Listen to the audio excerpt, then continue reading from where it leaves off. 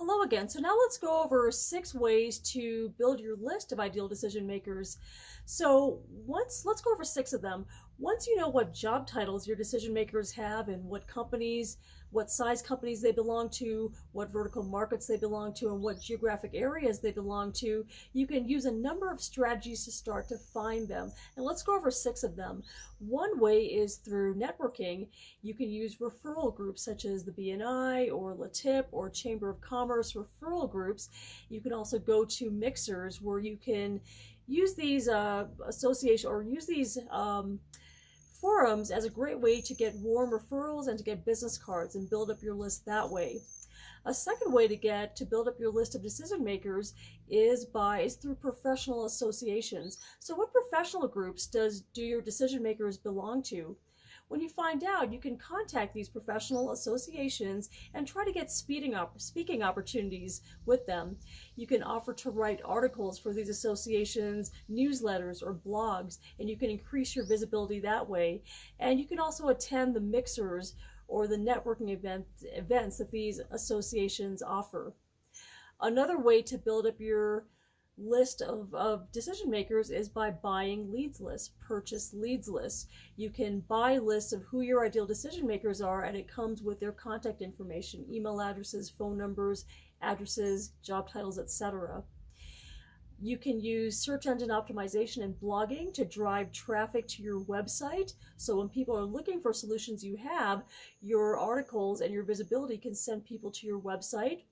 And a fifth way to build lists of your decision makers are through pay-per-click ads. You can use Google AdWords, Facebook ads, and LinkedIn ads. And when you do that, you can those strategies give you some good ways to really hone in on your demographic, so you can really position those ads to be in front of your decision makers.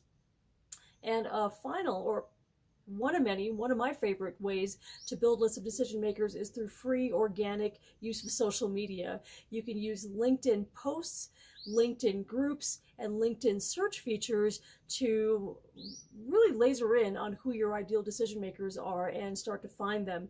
You can use Facebook posts and Facebook groups to do the same thing. And again, this is a free way and an effective way to build your list of decision makers. And when you're doing this, just be aware of some of the pitfalls. When you are working with referral groups and networking groups, it does take time to build trust to get referrals from your referral groups like the Chamber, the BNI, etc. Give yourself a couple of months to break the ice and start getting leads.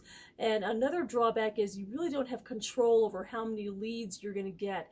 And the leads you get, they might not be your ideal decision maker. So just be aware of that.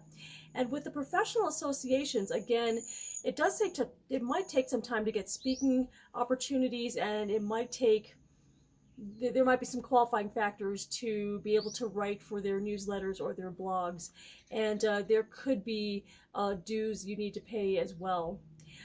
You can also buy leads lists, but just be aware that these lists can be very expensive. They can be in the thousands of dollars. And when you are spending a lot of money on these lists, just be aware that there still could be a high error rate.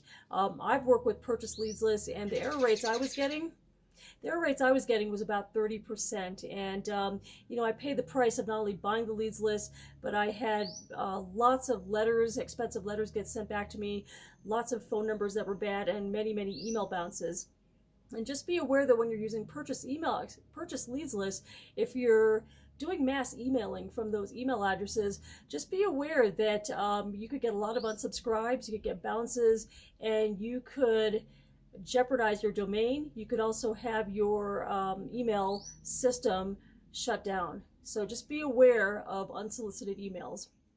And when you're working with SEO and blogging, just be aware that takes some time to really build up traffic. And again, the individuals who are checking out your website or visiting your website might not be decision makers. When you're working with pay-per-click, just be aware that they can be very, very effective, but they can also be very expensive. So when you're working with Google AdWords, LinkedIn ads, Facebook ads, just be aware of your ROI. Just keep track of what you're spending and what kind of return you're getting. And again, one of my favorites is organic social media. I think it really gives you a strong bang for your buck. It gives you a wide reach, and you can really laser in on your ideal decision makers. And of all the social media platforms, LinkedIn is the best one to identify decision makers, especially if you're targeting small, mid-sized, enterprise level firms, etc. If you use LinkedIn, it is of course still a professional business network.